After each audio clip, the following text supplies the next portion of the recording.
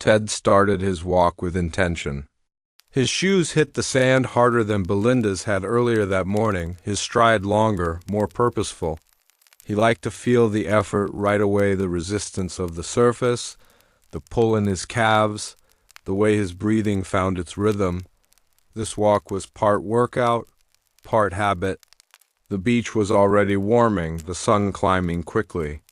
Ted adjusted his pace, settling into something that would keep his heart rate up without burning him out too early. As his body worked, his mind did what it always did on these walks. It wandered. He thought first about training schedules, about drills, about how close the next season was getting.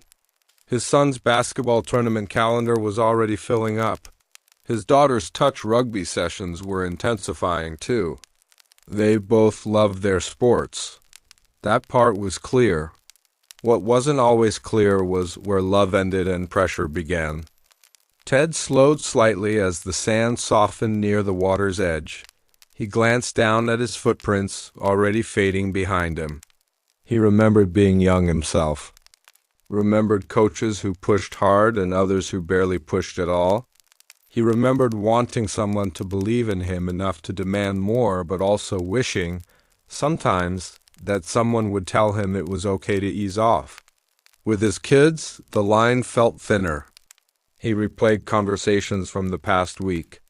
A reminder to stretch, a suggestion to stay after practice, a question about effort that might have sounded like criticism if heard the wrong way.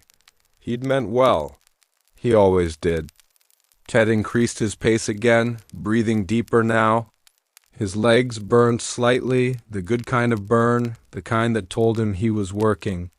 He wondered if his kids felt the same about their training.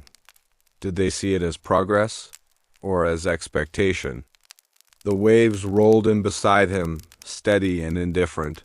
He matched his steps to their rhythm for a while, letting his thoughts slow.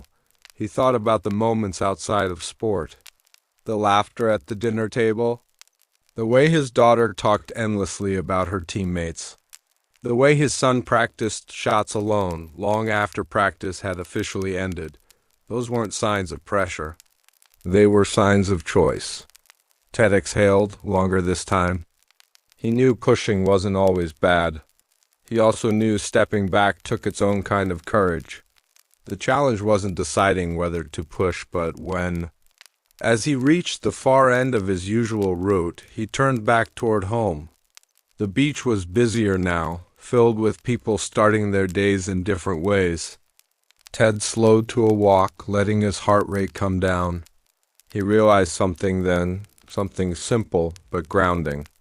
His kids weren't asking him to be perfect. They were asking him to pay attention, to notice when encouragement needed to turn into rest, to recognize effort even when results didn't show it, to remember that their journey was theirs, not his. By the time Ted reached the end of the beach, the workout had done its job. His body felt worked, his mind felt clearer. He stopped, hands on hips, and looked back at the stretch of sand he'd covered. There would be more seasons, more games, more conversations. Plenty of time to adjust. Ted turned toward home, ready for the day. And quietly he resolved to keep walking this line, not perfectly, but honestly.